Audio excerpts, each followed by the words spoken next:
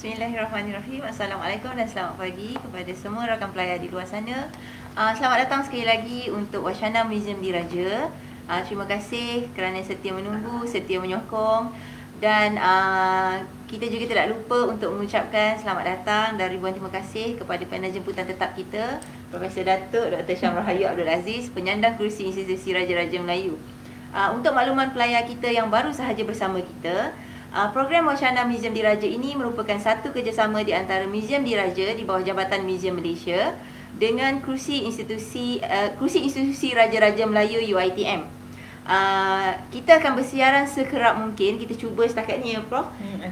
Kita cuba bersiaran setiap minggu, melainkan sekiranya ada perkara-perkara yang tidak dapat dielakkan. Jadi tanpa membuang masa Prof, kita boleh terus mulakan ya untuk wacana kita. Jadi tajuk wacana kita pada pagi ini adalah peranan yang di-Pertuan Agong dalam perkara 153. Seperti kita semua sedia maklum bahawa perkara 153 lazimnya yang tertakluk di dalam Perlembagaan Persekutuan lazimnya merujuk kepada special privilege dan juga legitimate interest of other communities. Keistimewaan hak orang Melayu dan Bumiputera, juga kepentingan sah komuniti lain. Tetapi kita lihat juga dalam perkara 153 ia menjadi satu polemik, satu agak kontroversi juga ya. Yang kita rasakan mungkin disebabkan kurang pencerahan ataupun dah cerah tapi saja-saja buat gelap ke. Jadi pada hari ini kita akan minta Prof untuk mengupas serba sedikit dari perkara 153 supaya kita dapat penjelasan yang lebih cerah dan hopefully ia akan meminimalkan sebarang polemik ataupun ketidaksefahaman yang berlaku pada hari ini di negara kita. Jadi Prof, untuk perkara 153 kan, sebenarnya ia lebih kepada, dia bukan perkara baru, ia bukannya dibuat pada tahun 1957. Sebenarnya satu perkara 153 kalau kita tengok dalam perjanjian 1948 pun telah ditulis dalam perjanjian 1948 itu. Tetapi pada waktu itu Pesuruhjaya Tinggi yang memainkan peranan dalam menaungi perkara 153 berdasarkan beberapa, dia tak sebutlah perkara 153 tapi perkara-perkara di dalam 153 itu terkandung di dalam perjanjian 1948. Jadi mungkin Prof boleh berkongsi sikit dengan kita secara orang kata susur galurnya perkara 153 itu daripada tahun 1948. Silakan. Bismillahirrahmanirrahim. Assalamualaikum warahmatullahi wabarakatuh. Terima kasih Puan Miti. Satu pembukaan yang sebenarnya telah merangkum apa yang berkisar dalam perkara 153 tu. Saya percaya para penonton dan para pelayar juga mempunyai pandangan-pandangan tertentulah dalam perkara 153. Dan saya percaya ia juga sentiasa menjadi persoalan sensitif. Walau bagaimanapun Puan Miti, saya fikir UiTM melalui Kerusi Institusi Raja-Raja Melayu dan juga Museum Diraja Kuala Lumpur ni, kita mahu membincangkan secara intelektual ya, untuk memahami. Sebab tu saya pesanlah kepada para pelayar sekalian untuk sentiasa bersama dengan naskah perlembagaan tu. Jadi supaya apa yang kita bincang tu dapat dilihat dalam konteks kenegaraan, dalam konteks perlembagaan, bukan emosi semata-mata. Kita tak mahu perbincangan 153 ni dibawa dengan emosi dan persoalan-persoalan yang dijadikan polemik. Baik, kalau kita lihat sejarah, saya cakap dengan Puan Miti, saya kena bawa hari ni macam banyak sikit buku saya bawa. Puan Miti kata tak ada banyak soalan tapi kita punya perbincangan ni sebenarnya banyak.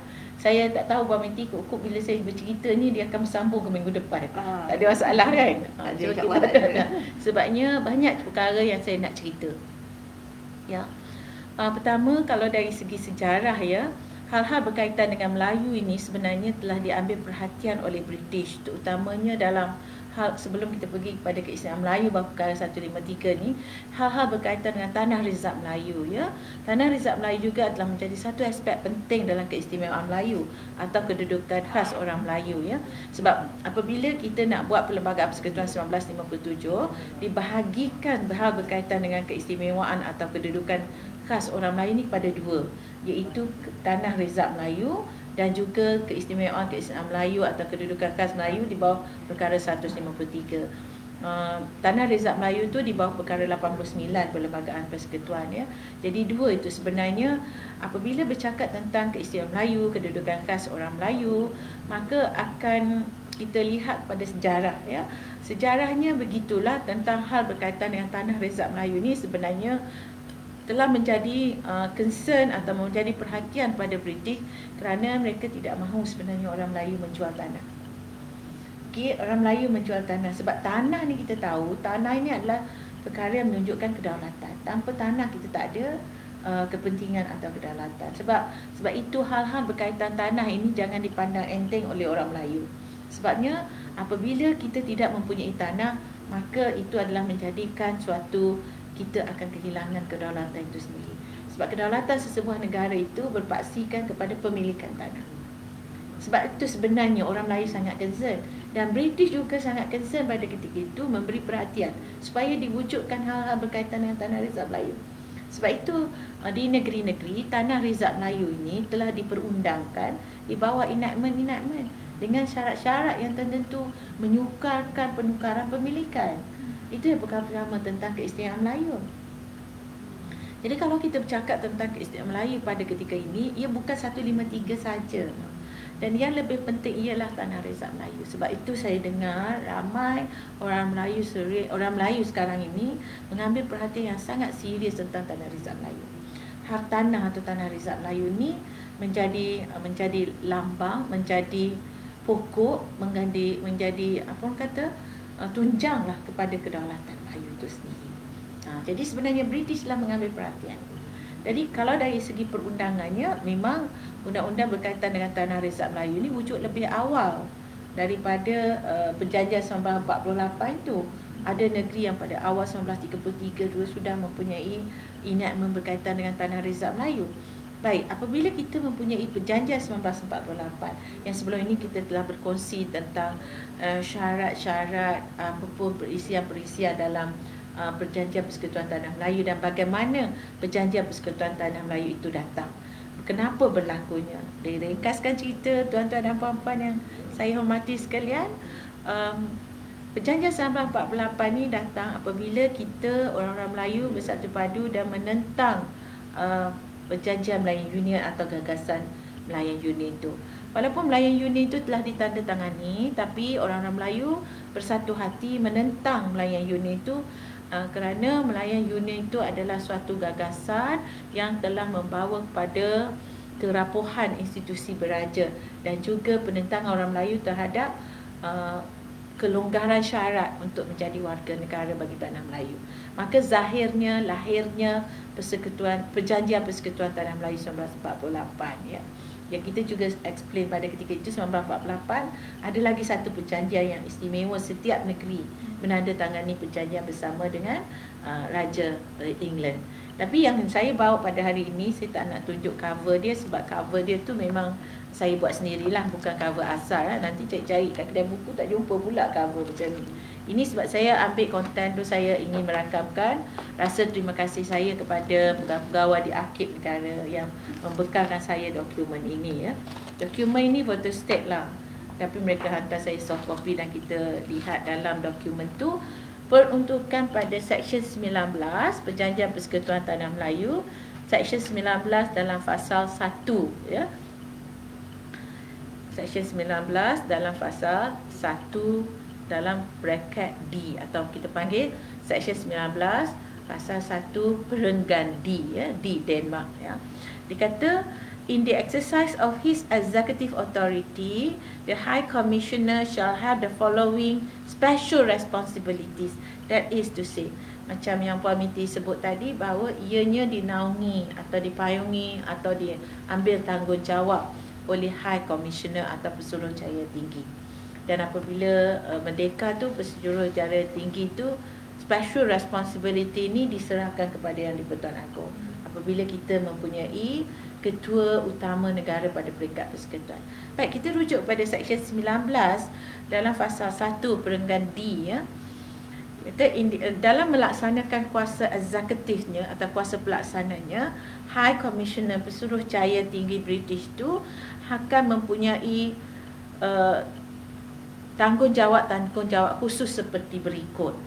Jadi dia sebut pertama, the protection of the rights of any Malay states, menjaga kedudukan negeri-negeri Melayu, or any settlement, menjaga kepentingan kedudukan settlement, iaitu Melaka dan Pulau Pinang, Singapura, negeri-negeri Selat lah, and the rights, powers and dignities of their highnesses the rulers. Maknanya nak cerita dia ada related lah dengan apa peruntukan yang ada sekarang. Adalah menjadi tanggungjawab kepada High Commissioner Pesuruhjaya Tinggi British untuk menjaga kepentingan negeri. Apabila kita membentuk persekutuan, kepentingan negeri itu hendaklah dijaga. Sama masa kita buat persekutuan 1957 ni. Kemudiannya hendaklah juga menjaga rights, powers and dignity. Hak, kuasa dan kemuliaan Raja-Raja Melayu. Ya. Their highnesses the rulers. Kemuliaan Raja-Raja Melayu itu diambil tanggungjawab. It's a special responsibilities of the High Commissioner. Saya tak saya tak bacalah yang lain-lain tu. Saya nak terus pergi kepada yang keistimewaan Melayu atau kedudukan khas orang Melayu. Itu A, maknanya related lah dengan kedudukan Melayu itu, the Malay States protection rights of the Malay States. Dan perenggan D, ya, perenggan A tadi Melayu dan negeri-negeri Melayu dan raja-raja. Perenggan D ni dia kata the safeguarding. These are the responsibility of the High Commissioner. The safeguarding of the special positions of the Malays. Special position of the Malays. And of the legitimate interest of other communities. Ni menarik kan? Yang Puan Minty sebut tadi, the legitimate interest of other communities. Dia ada dua digandingkan, disatukan. Maknanya ia bukan berlaku pada tahun 1957 yang kita ada legitimate interest of other communities. Saya nak tekankan di sini, di samping menjaga kota-kota untuk Melayu, kedudukan khas orang-orang Melayu itu, maka digandingkan bersama itu kepentingan sah komuniti lain. Ini yang saya mungkin akan buat satu tajuk lagi dalam wacana di kursi hari Jumaat ni. InsyaAllah saya akan buat satu tajuk Perlembagaan Persekutuan Meraihkan Kepelbagaian Mengeratkan Perpaduan. Kita boleh juga live dekat FB kan. Jadi macam itu peranan yang di Pertuan Agong itu sebenarnya keywords dia, itu key phrase lah untuk kita kata peranan yang di Pertuan Agong di bawah Perkara 153. Jadi dari segi sejarahnya tuan-tuan dan puan-puan yang saya hormati sekalian, ia bukanlah bukanlah suatu yang baru. Yang ia telah difikirkan bukan saja oleh ayahanda bonda kita yang sebelum kita merdeka, tetapi ia juga telah diberi perhatian oleh British sendiri supaya untuk menjaga kepentingan orang Melayu.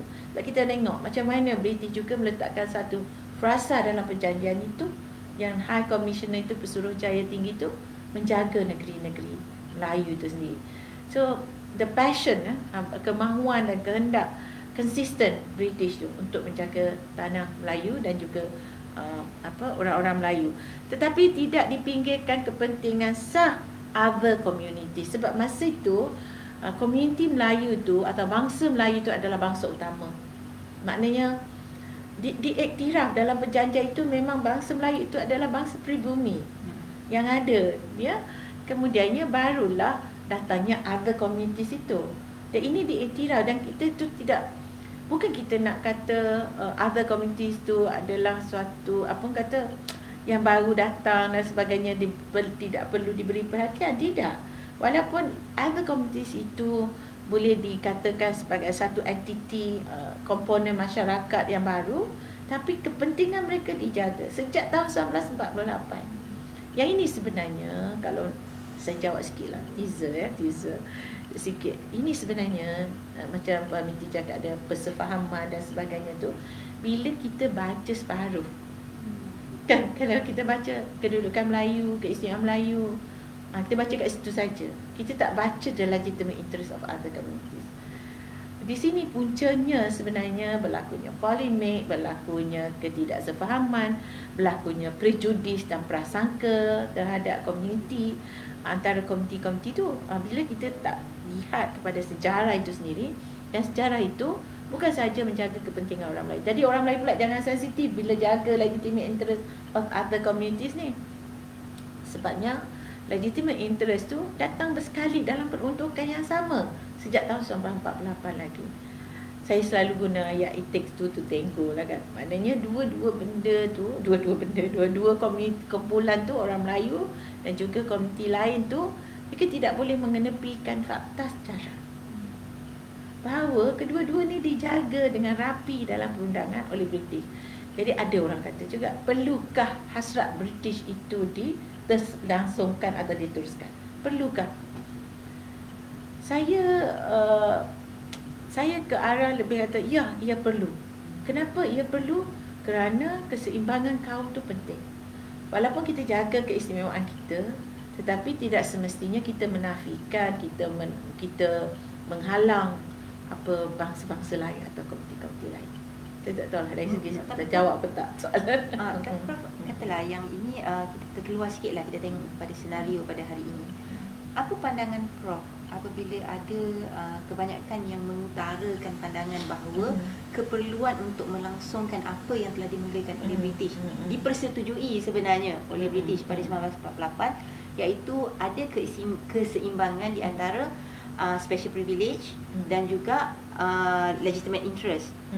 Sedangkan pada hari ini katanya, terutamanya perkara-perkara ini banyak dibangkitkan oleh ahli politik kita tentang meritokrasi.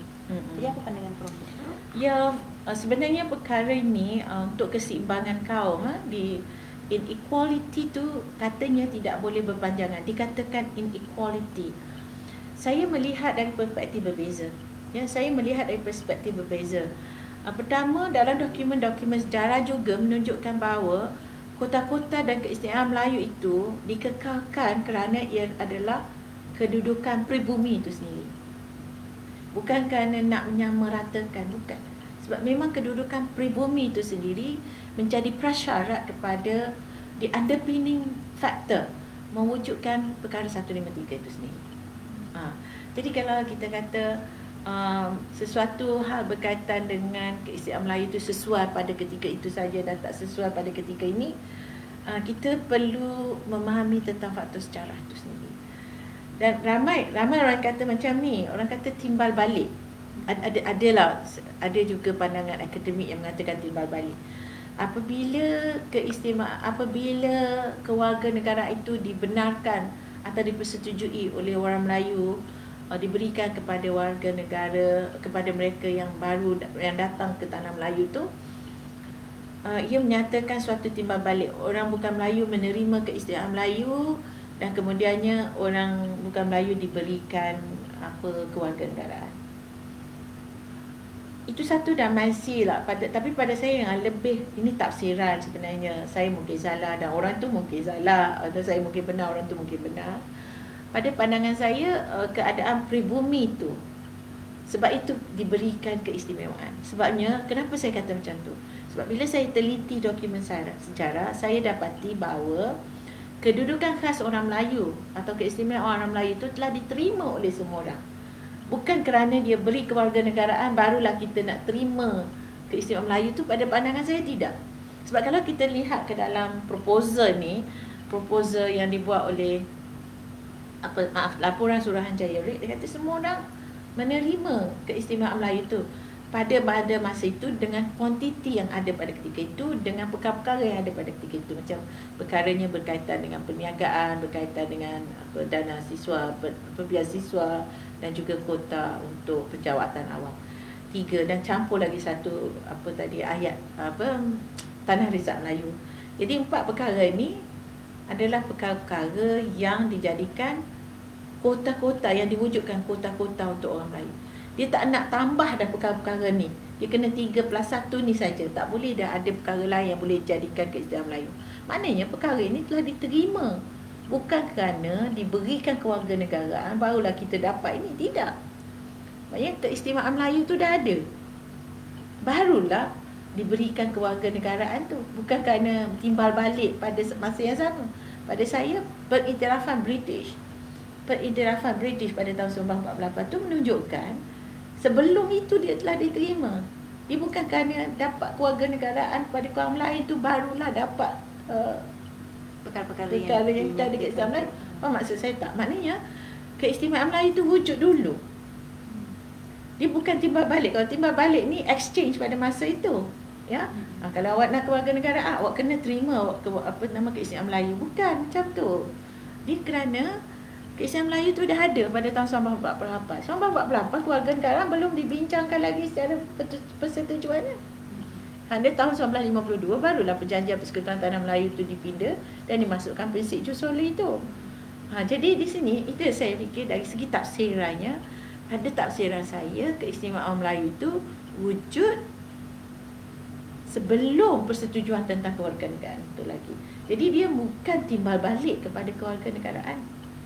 Jadi itu salah satu daripada salah faham kalau bila kita kata bila disebut sebagai kontrak sosial. Itu merupakan salah satu salah faham yang sangat ketara lah kalau berdasarkan pada pandangan saya. Berdasarkan pada penerangan Prof sebentar tadi. Okey, kalau kita tengok pada perkara 153 tu Prof. Okey. Kita dah tahu yang 1948 special privilege ni memang dah ada. Maknanya dah diterima pakai. Dan kemudian kerana pada waktu tu tidak pernah dibincangkan secara serius ya untuk prinsip kewarganegaraan. Dan kalau kita tengok pada perjanjian 1948 juga menyatakan bahawa untuk menjadi rakyat pun masih lagi boleh dipilih oleh sama ada nak pilih nak jadi rakyat raja ataupun rakyat British pada waktu itu. Jadi dia tak ada isu. Betul lah macam yang Prof kata, tak ada isu sebenarnya bahawa ianya satu timbal balik kalau tengok pada tafsiran sejarah. Tetapi kalau kita tengok balik pada perkara 153 dalam perlembagaan persekutuan kita, ada tak perubahan yang ketara yang berlaku apabila sebab pada tahun 1997 hanya tanah Melayu sahaja. Ya, betul. Tetapi kemudian kita ada Sabah, Sarawak dan Singapura menjadi sebahagian daripada Malaysia pada 1963 dan kemudian Singapura tidak lagi menjadi sebahagian dari Malaysia pada tahun 1965. Ada tak perubahan atau penggubalan semula dalam perkara semasa kita nak bentuk Malaysia lah bentuk Malaysia 1963, antara isu penting ialah kepentingan anak negeri Sabah dan Sarawak. Antara perkara yang difikirkan ialah bagaimana Sabah dan Sarawak ni apabila mereka bersetuju untuk membentuk Malaysia tu, bagaimana menjaga anak negeri tu. Jadi apabila dibahaskan dan dibincangkan terutama dalam perbincangan, saya tak silap persidangan Kapit tu, antaranya disebut tentang kedudukan istimewa bagi anak negeri Sabah dan Sarawak. Jadi apabila kita merdeka, perkataan anak negeri itu ataupun dalam bahasa Inggeris digunakan istilah native ya. Kita kena tengok dua-dua versi lah Puan Miti. Puan Miti tengok bahasa Inggeris, saya tengok bahasa Melayu. Tuan-tuan dan puan-puan yang saya hormati sekalian, bahasa Melayu ni bukan bahasa yang diterima oleh mahkamah, tapi ada the final version, the final reference of the Federal Constitution is the English version ya. Tengok Puan Miti tengok yang bahasa Inggeris, dia menggunakan istilah native, kalau tak silap saya lah. Dia kata native ya. Jadi diterjemahkan dalam bahasa Melayu sebagai anak negeri.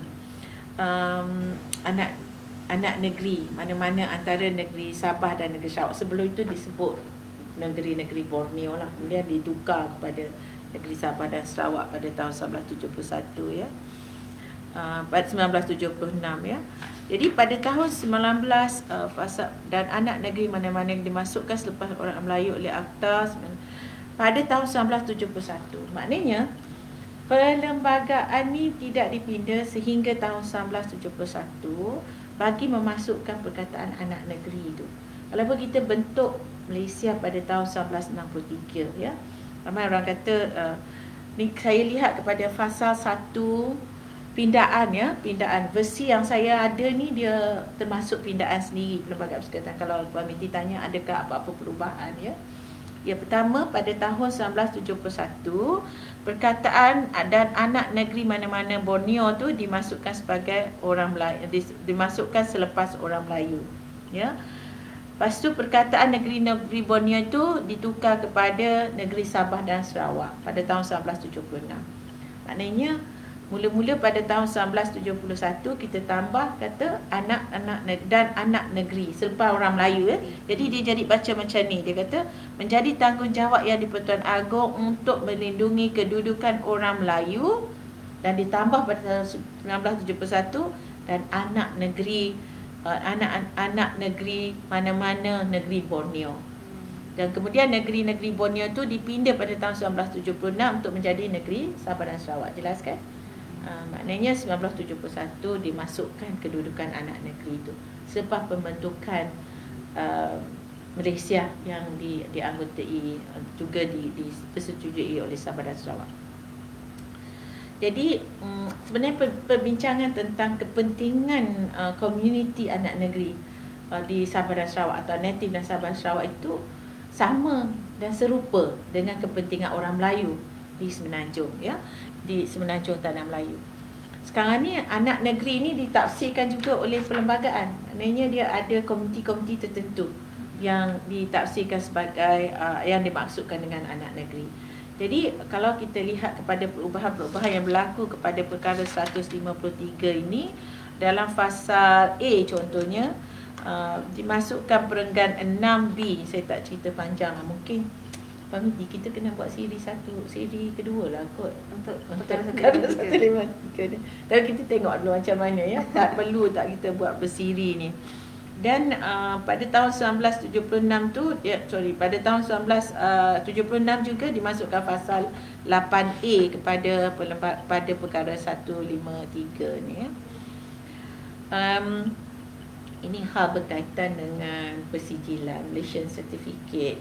Itu sebabnya education tu kan untuk jaga siapa juga, untuk jaga anak negeri juga kan. Maknanya adalah perubahan-perubahan berlaku ni.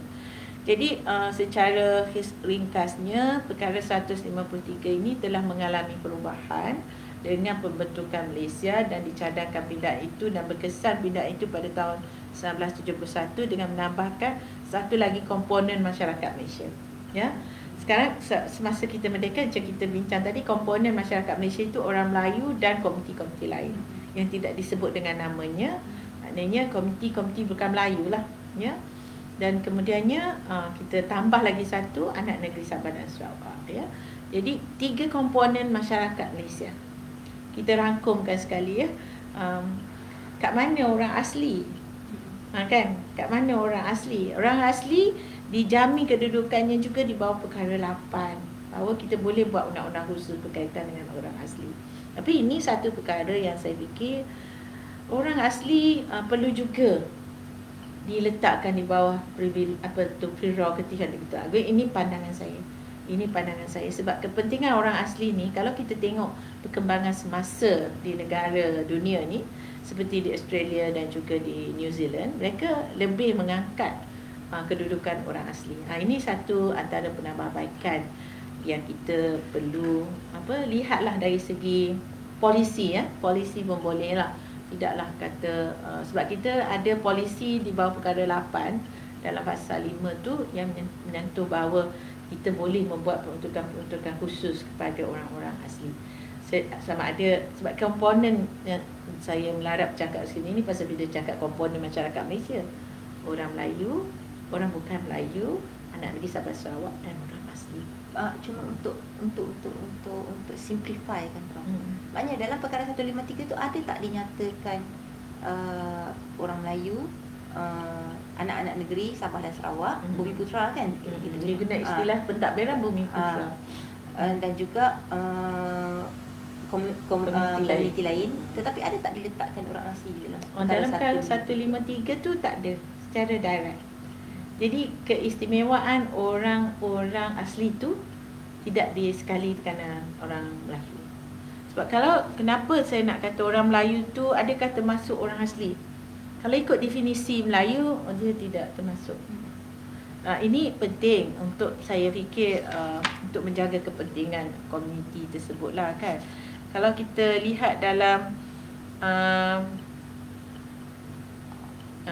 perkara 8 dalam pasal 5 perenggan C, dia kata perkara ini tidak menidaksahkan. Maknanya boleh berlaku undang-undang yang menunjukkan diskriminasi, positive discrimination ya. Sekiranya diskriminasi itu untuk membuat peruntukan bagi perlindungan, kesentosaan dan pemajuan orang asli Semenanjung Tanah Melayu, termasuk perizaban tanah. Sebab tu tanah orang asli pun kena wata, kena gazet. Kalau tak gazet, nanti orang datang menceroboh, orang ambil bahan-bahan hutan itu dan telah itu berlaku lah. Maknanya saya kata tak nak bincang kes-kes yang melibatkan orang asli ni. Macam kes Adung Kuah ke, dia telah memutuskan bahawa right to life untuk orang asli tu include also right to livelihood. Hak untuk hidup itu termasuklah juga hak untuk mendapat kehidupan yang baik. Bukan setakat hidup bernafas saja, tapi hak untuk bernafas, mendapatkan oksigen yang bersih, ada udara yang bersih, persekitaran yang bersih. Ini juga perkara yang penting untuk kita lihat dalam menjaga setiap komponen. Kita tahulah dasar-dasar berkaitan dengan atau Jabatan Hak Ehwal Orang Asli itu ditubuhkan dan sebagainya untuk kepentingan orang asli. Jadi kalau kenapa saya sebut hal ni, sebab komponen di bawah perkara 153 itu tidak merangkum orang asli, tapi komponen orang asli itu disebut di bawah perkara 8 dalam pasal 5 perenggan C. Jadi kita bukan kata perlembagaan kita mendiskriminasi orang asli sampai menafikan mereka, tidak. Ya, sebab dia dah ada, dia tak ada dalam 153, tapi dia ada dalam 8 dalam pasal 5 perenggan A. Jelas kan maknanya? Jadi kalau kita baca perkara 153, perkara 8 ni, dia telah menepati kehendak ataupun keperluan komponen ahli masyarakat. Yang saya kata ahli masyarakat tu sekarang ini mengikut perlembagaan dibahagikan kepada 4. Orang Melayu, anak negeri Sabah Sarawak dan komuniti-komuniti lain serta orang asli. Tapi kadang Melayu dan anak negeri Sabah Sarawak ni digabungkan dengan perkataan Bumi Putra, iaitu son of the soil. Ya, orang yang lahir pada bumi ini dan pribumi. Jadi inilah komponen-komponen masyarakat yang ada dalam negara kita yang dijamin peruntukannya di bawah Perlembagaan Persekutuan dalam 153 dan juga dalam perkara 8 dalam pasal 5. Tapi satu penerangan yang menarik, Prof, sebab pada hari ini polemik ataupun isu yang sentiasa dibangkitkan adalah siapa datang dulu. Ya. Itu isu yang sentiasa dibangkitkan. Jadi apabila kita melihat kepada aturan yang telah terletak di dalam Perlembagaan Persekutuan, maksudnya jelaslah komponen adalah sesuatu yang satu aspek, dan juga perkara 153 itu meletakkan hak istimewa orang Melayu, anak negeri dan juga komuniti lain. Maksudnya tidak ada isu, sepatutnya tidak timbul sebarang isu siapa datang dulu. Okey, betul. Saya fikir kita berhentilah bercakap tentang siapa datang dulu. Kita ni adalah negara kita. Sama ada kita orang Melayu, orang bukan Melayu, anak negeri, orang asli, ini adalah negara kita.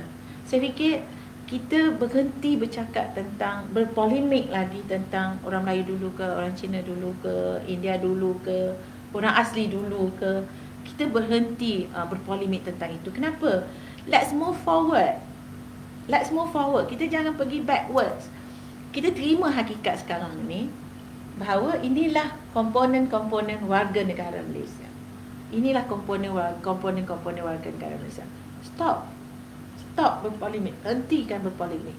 Kerana perkara-perkara begitu tidak membawa kita kepada masa depan yang cerah dan ia memudaratkan kita. Marilah kita bersatu tentang sejarah. Sampai bila, ni saya selit sikit perasaan saya lah ni ya. Sebab apa? Sampai bila kita tidak boleh bersetuju tentang sejarah ini? Sampai bila? Apabila kita tidak boleh bersetuju tentang sejarah ini, maka ia akan melahirkan hurdle atau kekangan-kekangan, kesukaran untuk kita menggapai ke arah masa depan. Kita berpolemik tentang sejarah. Mari kita satukan sejarah ini. Satukan sejarah ini supaya sejarah ini boleh diterima oleh semua kita, supaya kita tidak lagi berpolemik tentang sejarah, siapa datang dulu, siapa pemilik negara ini dan sebagainya. Ini adalah negara yang kita perlu majukan, yang kita perlu pertahankan kedaulatannya, pertahankan kemakmurannya, kita majukan negara ini. Itu saja. Tetapi saya percaya juga, Prof, yang dalam pada kita move forward, tetapi kita tidak boleh tolak faktor sejarah yang sedia ada. Maksudnya apa yang telah berlaku, itulah dia. Itulah sejarahnya. Maksudnya kita kena terima.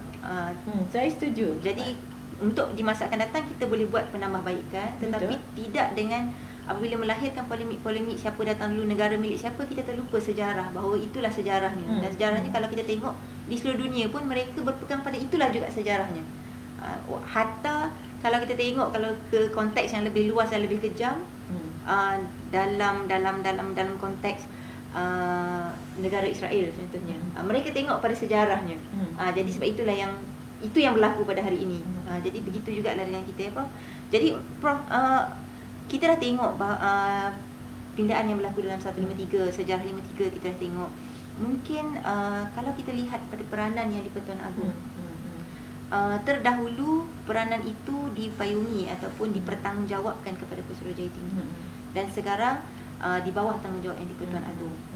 Pada pandangan Prof, ada tak perubahan peranan itu berlaku dari segi pelaksanaan ataupun dari segi polisi atau dasar berbanding dengan pada tahun 1948? Okey. Mungkin saya, sebab soalan Puan Miti tu sangat terangkum, sangat merangkum, dan dia meliputi aspek-aspek, beberapa aspek. Saya pergi satu persatu, ya. Pertama, kalau kita lihat kepada perkara 150 Perlembagaan Persekutuan itu, institusi yang disebut di situ ialah yang di Pertuan Agong. Itu satu. Keduanya, istilah yang digunakan berbanding dengan 1948. Pada 1948 dia menggunakan, dia kata special responsibilities.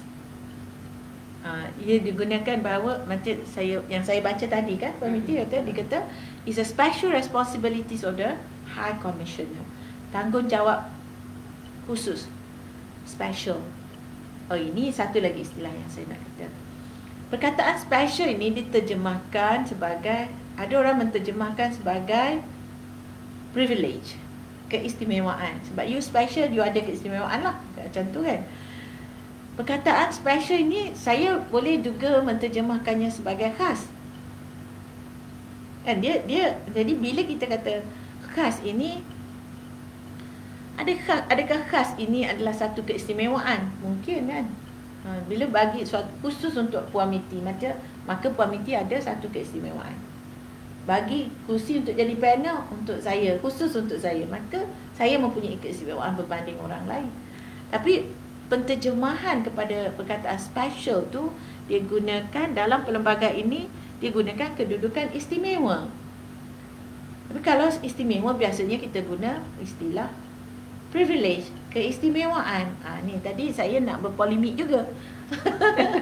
Tapi cukuplah kita kata whether sama ada ia adalah kedudukan khas atau kedudukan istimewa. Itu belum pernah ditafsirkan. Tapi kalau kita tengok teks bahasa Melayu yang diperaku oleh Kebawah Duli Yang Maha Mulia yang di Pertuan Agong ini, ia menggunakan istilah kedudukan istimewa. Jadi the special response, perkataan atau frasa special responsibilities yang wujud dalam Perjanjian Persekutuan Tanah Melayu itu tidak ada dalam Perlembagaan Persekutuan. Itu beza dia. Maknanya okey, yang kita fahamnya, what is the special responsibility? Apakah tanggungjawab khusus atau tanggungjawab yang istimewa tu, kalau istilah tanggungjawab khas lah, ya, the special, kedudukan khas, kedudukan istimewa, kedudukan khusus untuk orang Melayu ni, is the special responsibilities of the High Commissioner. Bila itu tak ada, adakah tanggungjawab yang di Pertuan Agong untuk menjaga perkara-perkara bawah 153 ini bukan tanggungjawab khusus ataupun tanggungjawab khas? Itu saya tak nak kata apa menjemakan satu perbahasan atau perkara baru, tapi ia cukuplah untuk saya nyatakan bahawa adalah menjadi tanggungjawab yang di Pertuan Agong, sama ada dia khas ke khusus ke kan. Tapi kalau kita kata contohlah, ya, kalau di dalam perlembagaan Jepun contohnya, dia kata Maharaja itu adalah lambang perpaduan. Lambang perpaduan. Jadi jelas sebut. Tapi pada kat sini saya nak tegaskan sikit lagi, bila kita sebut yang di Pertuan Agong akan menjaga, bertanggungjawab menjaga ketiga-tiga komponen masyarakat ini, maka ia juga menunjukkan yang di Pertuan Agong jadi puncak kepada perpaduan atau symbol of unity. Saya tak guna perkataan simbol. Saya mahu bukan saja simbol, tapi sebenarnya digerakkan menjadi idola kepada perpaduan. itu. Jadi Jadi guna perkataan tonggak perpaduan, tasak perpaduan. Jadi selain daripada, tak apalah kalau orang kata perlembagaan, orang kata apa, contoh kita kata bendera simbol negara, jata negara ada simbol negara. Dia menggambarkan negara itu apa, menggambarkan. Tapi dalam kes yang di Pertuan Agong ni, baginda merupakan tonggak pada perpaduan. Kita ambil perkataan Puan Miti tadi. Okey. Jadi perbezaan itu ada dan perinciannya lagi banyak. Contohnya lah ya, saya harap saya boleh bincang terperinci minggu depan lah Puan Miti. Sekarang ni kita bincang fasa-fasa. Sebab macam ni, saya nak cerita dalam perkara 153 ni, dia panjang tau tuan-tuan dan puan-puan. Dia ada sampai 10 fasa. Fasa 1 sampai fasa 10. Saya tak puas hati kalau tak cerita satu-satu. Sebab saya bimbang nanti orang masih lagi menyatakan 153 ini satu peruntukan yang memberikan diskriminasi negatif. Dia sebenarnya is a positive discrimination. Ada orang guna istilah apa tu? Allahumma salli ala sayyidina Muhammad. Dia guna istilah, sorry tak ingat. Tak ingat dia yang 153 ni. Ada, kalau penonton boleh tolong saya, dia istilah yang digunakan ialah macam affirmative action. Affirmative action. Kalau affirmative action ni dia sikit berbeza dengan apa yang ada dalam negara kita, dalam perkara 153 ni. Sebab ia memberi kepada kedudukan majority. Dan orang Melayu itu adalah kumpulan majority. Let's say the least is 60% kan orang Melayu. Jadi 60% orang Melayu dia berikan dalam perkara 153 ni, keistimewaan atau kedudukan khas ni diberikan kepada orang yang kumpulannya besar. Tapi kalau affirmative action dalam social contract, Rozu dan George Locke itu dia beri kepada kumpulan yang kecil. Jadi saya tak mahu ulas lagi lah, nanti saya kongsi.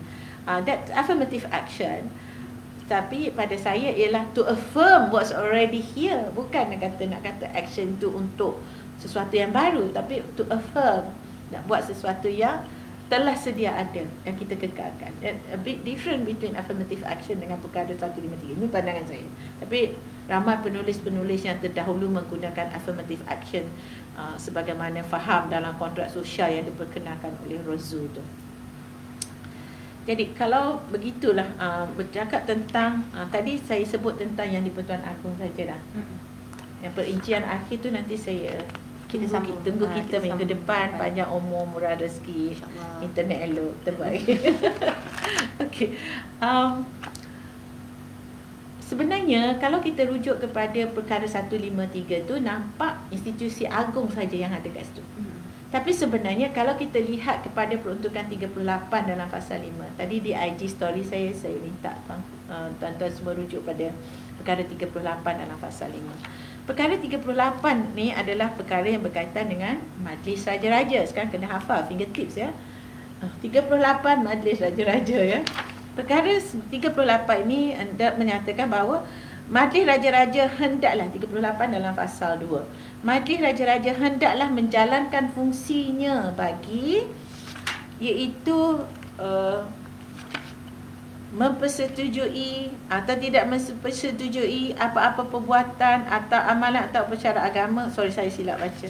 Yang berkaitan dengan 38 dalam pasal 5. Maaf, tadi saya sebut 38 pasal 5, saya pergi baca 38 pasal 2.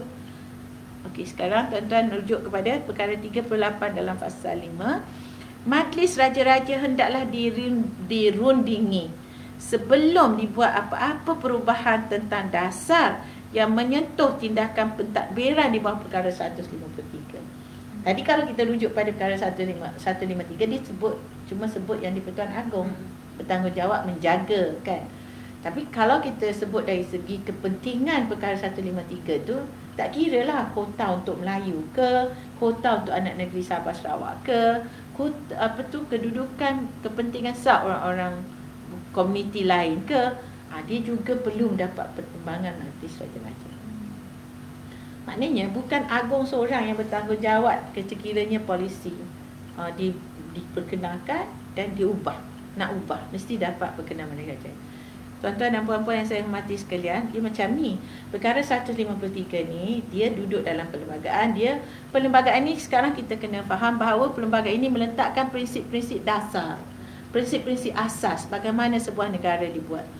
Maaf saya bukan nak samakan, tapi kata-kata kalau kita orang Islam, kita percaya Al-Quran itu adalah sumber asas. Dan Al-Quran itu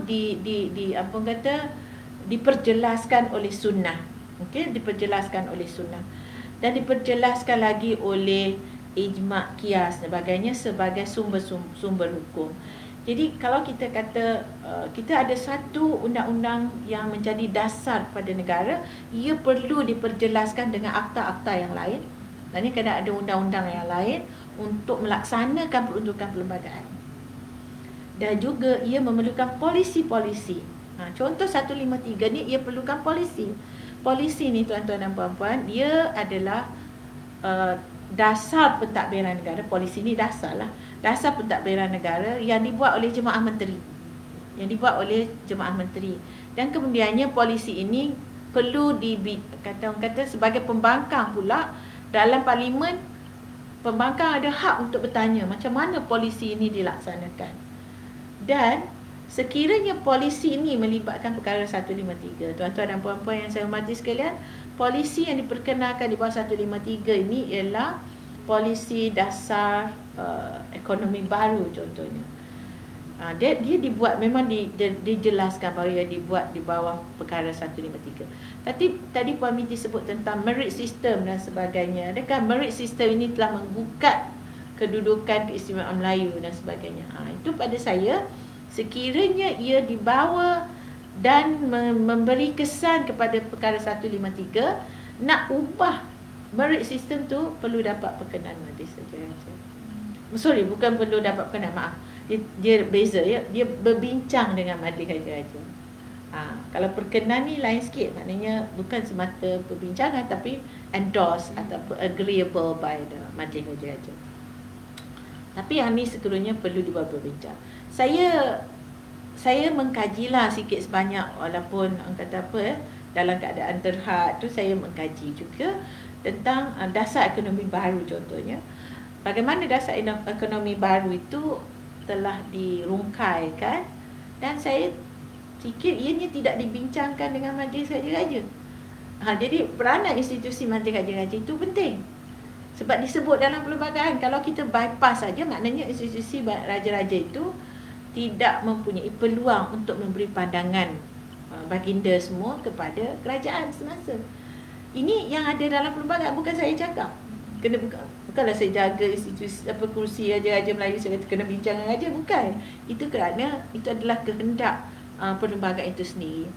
Tuan-tuan dan puan-puan yang saya hormati sekalian, perkara 38 ini adalah perkara yang dipertegas oleh ayahanda-ayahanda sultan-sultan kita.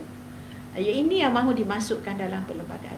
Jadi apabila datang sistem demokrasi, membuat sistem merit dan sebagainya, membatalkan atau merungkalkan dasar ekonomi baru dan sebagainya, ini adalah suatu yang serius dari segi pelanggaran perkara 38 dalam pasal 5 tu. Kalau tidak dibawa berbincang dengan raja-raja, bincang je pun, bukan nak perkenan majlis raja-raja. Tapi itulah orang kata, kalau bincang pun seolah-olah mendapat perkenan, tapi perlembagaan kata kena bincang. Jadi raja-raja pun kena baginda semua juga hendak mengambil perhatian, kena ambil perhatian. Ini bukan perkenan baginda, ini adalah perbincangan bersama baginda. Kan? Jadi itulah ya, kerajaan pun hendaklah sentiasa merujuk kepada requirement ataupun faktor yang menjadi kewajipan pada kerajaan untuk bersama dengan institusi beraja apabila ianya telah dinyatakan dalam perlembagaan. Ya. Jadi itu peranan majlis raja-raja juga ada kaitannya dengan perkara 153. Dia bukan yang di Pertuan Agong saja. Satu lagi tuan-tuan dan puan-puan, kita pergi kepada perkara 159 dalam pasal 5. 159 dalam pasal 5 ini adalah berkaitan dengan pindaan kepada perlembagaan. Sekiranya nak pindah perkara 153 perlembagaan persekutuan tu, ia hendaklah mendapat 2/3 majoriti dari jumlah semua ahli parlimen pada Dewan Rakyat dan juga Dewan Negara.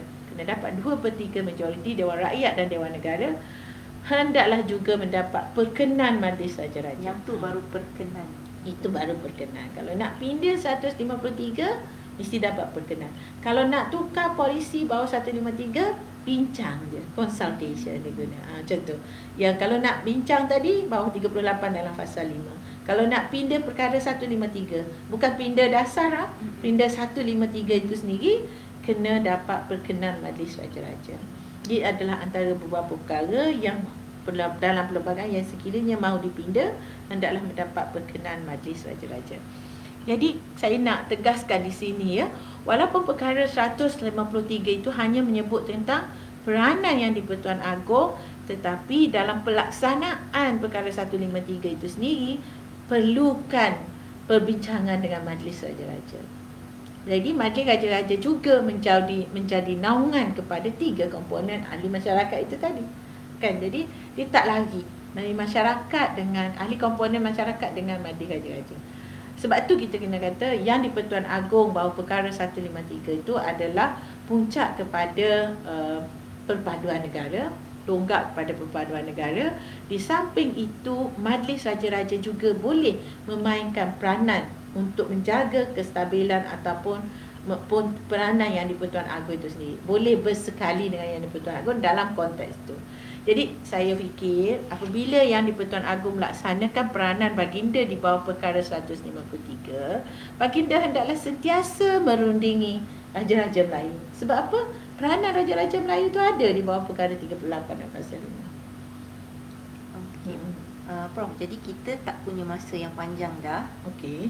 Jadi sebelumlah kita tutup, kita insya-Allah kalau ada rezeki, macam Prof kata internet connection pun okey, minggu depan kita akan sambung untuk perincian perkara 153. Tapi sebelum kita tutuplah perbincangan kita pada pagi ni Prof, mungkin Prof boleh ambil sedikit contoh yang berlaku di dalam negara kita, mengguna pakai perincian yang dalam 153 tu tanpa perlu memperincikan 153 tu, tentang apa kekerapan yang berlaku terhadap kekeliruan di antara special privilege dan juga legitimate interest other community. Okey, yang kita sebut awal tadi kan, dari segi legitimate interest of other communities dia ada pelbagai. Saya huraikan minggu depan, tapi teaser dia lah sikit. Legitimate interest ni ada pertama kewarganegaraan. Is the interest, itu legitimate interest adalah kepentingan yang sah bagi orang bukan Melayu untuk dapat kewarganegaraan. Ini disebut dalam dokumen Memorandum Raja-Raja Melayu apabila dibincangkan bersama dengan Majlis Suruhanjaya Perlembagaan dengan Suruhanjaya RIK. Pertama, kewarganegaraan. Keduanya, perwakilan dalam upper house of the parliament, itu perwakilan dalam Dewan Negara. Sebab tu Dewan Negara itu keahliannya ditetapkan, iaitu mereka yang profesional dalam bidang masing-masing. Ini saya nak tegaskan juga, supaya kesedaran dalam kalangan kita bahawa orang yang menjadi ahli Dewan Negara itu adalah orang yang profesional dalam bidang masing-masing dan sekiranya dan juga mewakili kumpulan-kumpulan tertentu. Contohlah, kalau kita nak wakilkan yang selalunya kata perwakilan daripada orang asli, ada senator yang mewakili kumpulan orang asli di dalam Dewan Negara. Mungkin anak negeri Sabah dan Sarawak ramai menjadi senator juga untuk mewakili komuniti-komuniti mereka. Itu yang kita perlu. Jadi ketiganya ialah untuk menjadi exco. Kalau dalam sesebuah negeri, contohlah, kalau negeri itu memang orang Melayu saja, biasa negeri Pantai Timur, contoh Kelantan, kan, dalam Melayu saja. Jadi ini adalah legitimate interest of other communities to be part of the EXCO members atau ahli majlis mesyuarat kerajaan negeri. Yang ketiga, yang itu tiga lah yang disebut secara nyata dalam perbincangan. Mungkin kalau yang rakan-rakan yang biasa ikuti ceramah saya tentang ini, saya ada petikan itulah dalam tu, saya boleh tunjuk petikan tu. Minggu depan saya bawa kat komiti. Petikan tu menunjukkan 3 perkara ini adalah legitimate interest of other communities. Yang saya analisiskan juga ialah pembacaan saya dalam dokumen-dokumen sejarah itu menunjukkan fundamental liberties, kebebasan asasi itu adalah juga hak milik pada semua komuniti, tidak kira bangsa, tidak kira agama, budaya dan sosial. Sebabnya perkataan yang digunakan dalam hal-hal berkaitan dengan kebebasan ni, asasi ni, digunakan istilah every person. Every person. Person refers to everyone. Satu lagi diguna citizen. Citizen tu refers to everyone. Dia merujuk pada semua orang. Tak kira awak komuniti dari mana sekalipun, asalkan awak warga negara, awak boleh dapat kebebasan asasi tu. Ya, sama juga dengan hak mengundi. Sebenarnya kita tak ada diskriminasi. Dari segi once you are a citizen, you are entitled to all the rights and liberties. Jadi sekiranya kita adalah seorang warga negara, berhak mendapat kebebasan asasi tu. Jadi 4 lah saya rangkumkan apa yang dimaksudkan dengan legitimate interest of other communities. Saya ulang lagi lah minggu depan, ya, insya-Allah. Jadi di sini bila kita tak baca tu secara penuh, macam Puan Minty sebut awal tadi, ya, bila tak baca kepentingan sah komuniti lain tu juga, dia akan menjadi satu threat to the nation. Dia seolah-olah perkara 153 ni menjadi satu ancaman kepada masyarakat atau negara kita. Tapi sebenarnya 153 itu dah kekuatan kita. Contoh, ya, saya bagi teaser lagi sikit.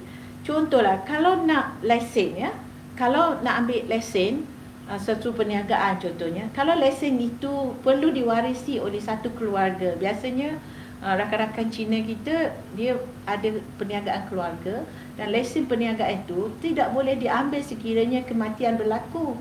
Tidak boleh diambil untuk diberikan kepada orang lain. Di mana kata ketidakadilan yang berlaku? Sebabnya itu legitimate interest. Komuniti-komuniti yang telah mempunyai lesen tu, lesen perniagaan semua, tidak boleh ditarik balik walaupun berlaku kematian pada pemegang lesen asal. Nak tukar kepada anak seorang pemilik tu, tak boleh diambil begitu saja. Dia boleh tukar kepada yang berhak diwarisi itu. Satu lagi, dalam hal berkaitan tanah rezak. Hal berkaitan tanah rezak, dari segi aplikasinya, perlembagaan dalam perkara 89 tu menyatakan, dia kata tanah rezak Melayu tidak boleh melebihi dan dia hendaklah sama dengan tanah yang dibuka kepada umum. Maknanya ini tanah rezak untuk Melayu. Contoh, tanah rezak untuk Melayu tu 25%. Contoh je lah. Yang 25% juga adalah untuk hak umum. 50% ini kalau kita kata sebuah negeri, ya, 50% untuk tanah rezak Melayu. Dia tak boleh pergi 55%. Sebab dia kata sebanyak mana yang ada kepada tanah rezak Melayu tu, hendaklah juga ada kepada kepentingan umum. Dibuka kepada umum. Contoh satu lagi, kalau nak buka tanah, tanah yang didiami oleh masyarakat bukan Melayu, nak ambil tanah itu jadi tanah rezak Melayu, kena buka tanah yang sama luas untuk orang awam, orang umum ni, bukan Melayu ni. Jadi diskriminasi tu, saya suka nak kata berlaku diskriminasi. Maksudnya antara kedua-dua komponen tu sebenarnya dah ada keistimewaan masing-masing. Betul. Cuma tapi tidak kelihatan lah. Yang orang duk sebutnya keistimewaan Melayu, keistimewaan Melayu lah. Sebab polemik tentang keistimewaan orang Melayu tu lebih highlighted daripada ditunjukkan. Ditunjukkan lebih daripada yang dia macam dia jadi polemik dan dia jadi prejudis tau. Kita bercakap hal Melayu saja ni kan. Orang Melayu pun sudah berbesar hati. Saya fikir pengorbanan yang paling besar oleh orang Melayu ialah berkongsi tanah air. Besar tau pengorbanan. Sebab kenapa? Fakta sejarah. Orang Melayu berarak seluruh negara menolak kewarganegaraan yang syaratnya lebih longgar. Kenapa tu? Sebab mereka tak nak kewarganegaraan tu longgar. Mereka tak nak berkongsi. Tapi selepas itu berkongsi juga. Pada saya, itu tak ada masalah. Kalau kita orang Islam, macam mana Rasulullah SAW berhijrah ke Madinah, menerima kepelbagaian di Madinah tu kan. Jadi tidak ada masalah untuk kita berkongsi. Bacalah, kita orang Melayu pun bacalah bila ayat suci Al-Quran bercakap tentang bagaimana dealings kita, baca surah Al-Mumtahinah, macam mana dealings kita dengan orang bukan Melayu. Kita pegang pada situ. Jadi orang bukan Melayu juga hendaklah menghormati faktor sejarah ni. Jangan main taraf je. Kena memahami faktor sejarah tu. Jadi saya rangkumlah Puan Mita ya. Apabila saya rasa kita dah bagi untuk next Video discussion untuk nanti. next discussion, ya. Tetapi ia juga menjawablah pertanyaan bahawa apa kekeliruan yang kerap kali berlaku bila dibangkitkan tentang keistimewaan orang Melayu dan juga kepentingan sah komuniti lain. Maksudnya ada yang Prof dah bagi ni, teaser yang Prof bagi dari aspek kewarganegaraan, kemudian perwakilan dalam dewan, exco, fundamental liberties, dan yang paling utama Prof juga telah memberi beberapa contoh. Sebenarnya contoh yang agak mudah, yang sangat mudah untuk kita faham bahawa sebenarnya tak sepatutnya berlaku kekeliruan itu. Tetapi seperti yang kita maklumkan lebih awal tadi lah, mungkin disebabkan terlampau banyak polemik dan juga ketidakfahaman terhadap satu-satu perkara yang tertakluk di dalam Perlembagaan Persekutuan. Jadi untuk itu, para pelayar kita di luar sana, berakhir sudah perbincangan kita pada pagi ini, wacana kita pada pagi ini. Sebelum saya lupa, pada pagi ini kita bersiaran dari Bilik Duta di Museum Diraja, Kuala Lumpur.